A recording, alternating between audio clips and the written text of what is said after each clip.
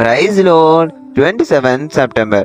இன்னைக்கு ஏசப்பா உங்களை பார்த்து சொல்றது என்னவென்றால், மேற்கொள்ள மாட்டார்கள். அவர்கள் உனக்கு விரோதமாய் யுத்தம் பண்ணுவார்கள், ஆனாலும் உன்னை மேற்கொள்ள மாட்டார்கள். உன்னை ரட்சிக்கும்படிக்கு நான் உன்னோடு இருக்கிறேன் என்று எரேமியா 1:19 சொல்லப்பட்டிருக்கு.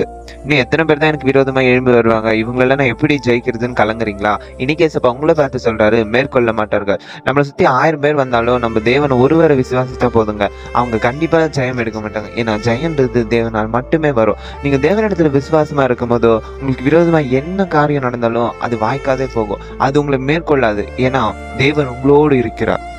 தேவன் மோசையோடவும் இஸ்ரேல் மக்களோட இருந்ததுனால பார்வோனின்றதை எதிர்க்க முடியல, செங்கடல் ஒண்ணும் பண்ண முடியல. அதே போல தேவன் உங்க கூட இருக்கார். அதனால எந்த காரியம் உங்களுக்கு விரோதமா எழுந்தாலும் கலங்காதீங்க, அது உங்களை மேற்கொள்ளாது. ஜெயன்றது உங்களுக்கு ஆயத்தம் பண்ணது, அது உங்களுக்கு மட்டும்தான் வரும். அது எப்போ வரும்னா தேவனிடத்துல நீங்க விசுவாசமா இருக்கும்போது. தொடர்ந்து அவர் இடத்துல ப்ரே பண்ணுங்க, எந்த காரியம் உங்களை மேற்கொள்ள முடியாது, ஜெயம் உங்களுக்கு மட்டும்தான்.